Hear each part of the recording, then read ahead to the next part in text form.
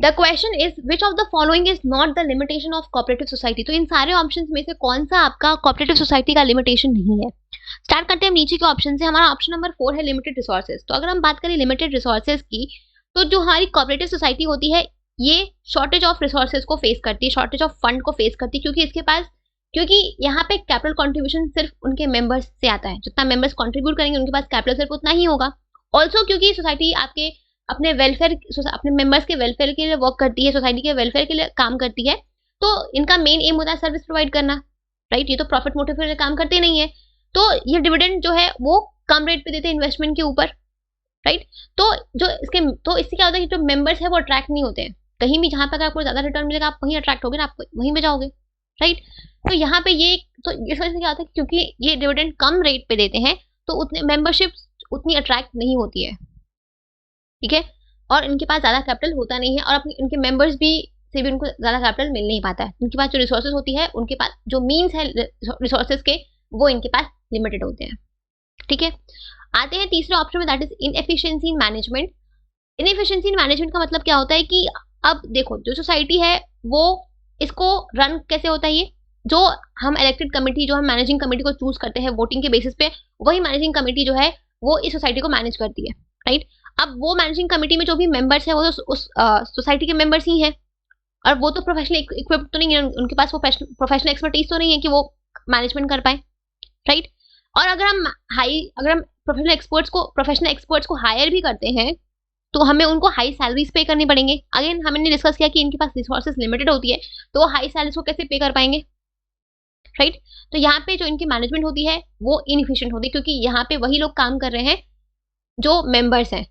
Management में वही लोग हैं जो आपके सोसाइटी के मेंबर्स है, और वो आपके मेंबर्स है वो एकदम प्रोफेशनल एक्सपर्ट तो है नहीं मैनेजमेंट में, ठीक है। तो इस वजह से यहाँ पे मैनेजमेंट में जो है वो आपकी इनएफिशिएंसी आती है, ठीक है।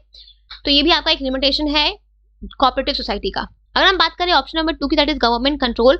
तो गवर्नमेंट का जो कंट्रोल होता है, अब क्योंकि जो आपकी जो कोऑपरेटिव सोसाइटीज हैं, ठीक है, इनको गवर्नमेंट जो है वो कुछ आपके बेनिफिट्स देती है, ठीक है, सपोर्ट करती है, तो साथ साथ कुछ आपका तो जो भी प्रिविलेजेस ऑफर कर रही है गवर्नमेंट, उसके बदले में कोऑपरेटिव सोसाइटी जो है, जो भी गवर्नमेंट ने रूल्स एंड रेगुलेशंस बनाए हैं उनको वो फॉलो करने हैं, ठीक है। जो भी अकाउंट्स के ऑडिटिंग के से रिलेटेड, या फिर कोई भी अगर डॉक्यूमेंट्स है, कोई भी अकाउंट्स के सबमिशन से रिलेटेड, अगर गवर्नमेंट ने कोई डॉक्यूमेंट्स या कुछ रेगुलेशंस बनाए हैं, सॉरी गवर्नमेंट ने अगर कुछ रूल्स एंड रेगुलेशंस बनाए हैं तो आपको रूल्स एंड रेगुलेशन फॉलो करने हैं, राइट। अगर गवर्नमेंट आपको कुछ फायदे दे रही है, कुछ प्रिविलेजेस दे रही है, उसके बदले में वो आपसे कुछ एक्सपेक्ट भी कर रही है कि गवर्नमेंट ने जो भी नॉर्म्स, रूल्स एंड रेगुलेशंस बनाए आप उनको फॉलो करोगे, और उनको फॉलो करने हैं, राइट। तो इससे क्या होता है कि उनके पास गवर्नमेंट का कंट्रोल आता है कोऑपरेटिव सोसाइटी के मैनेजमेंट में, राइट। तो उनके ऑपरेशंस में फ्लेक्सिबिलिटी कम हो जाती है और वो इनिशिएटिव नहीं ले पाते हैं, ठीक है। तो जितनी भी आपके स्टेट कोऑपरेटिव डिपार्टमेंट्स होती हैं वो इन कोऑपरेटिव सोसाइटी को कंट्रोल करने की कोशिश करती है, और इसकी वजह से क्या होता है कि उनके मैनेजमेंट में जो फ्लेक्सिबिलिटी है, जो ऑपरेशंस में जो फ्लेक्सिबिलिटी है वो कम हो जाती है, ठीक है। तो ये भी आपका एक ड्रॉबैक है, एक लिमिटेशन है कोऑपरेटिव सोसाइटी का। पहला है इकोनॉमी इन ऑपरेशन। अगर हम बात करें इकोनॉमी इन ऑपरेशन का, तो कोऑपरेटिव सोसाइटी के ऑपरेशंस में इकोनॉमी आती है, मतलब कि अब क्या होता है कि जो आपकी कोऑपरेटिव सोसाइटी है इसको जनरली उसके जो मेंबर्स होते हैं वही मैनेज करते हैं खुद से, ठीक है। और उसके बदले में वो कुछ सैलरी चार्जेस नहीं करते हैं, ठीक है। वो ऑनरी बेसिस पे, मतलब वो अपनी इच्छा से अपना सर्विस प्रोवाइड करते हैं सोसाइटी में, ठीक है। उसके बदले में वो कुछ लेते नहीं है, राइट। तो यहाँ पे आप जनरली आपका, अगर आप किसी लोगों को कोई काम, अगर आप कोई अपने कंपनी में या अपने ऑर्गेनाइजेशन में किसी लोग को हायर करते हो, एम्प्लॉयज को हायर करते हो काम करवाने के लिए, आप उनको सैलरी या वेजेस दोगे। बट यहाँ पे क्योंकि काम जो है वो मेंबर्स ही कर रहे हैं और वो बदले में कुछ नहीं ले रहे आपसे, तो आपका जो कॉस्ट है वो तो बच रहा है ना अल्टीमेटली, राइट। तो इससे क्या होता है, आपका कॉस्ट, और साथ में कोई मिडिल मैन भी इन्वॉल्व नहीं इसमें नहीं होते हैं, तो आपका जो कॉस्ट है वो कम हो जाता है, ठीक है।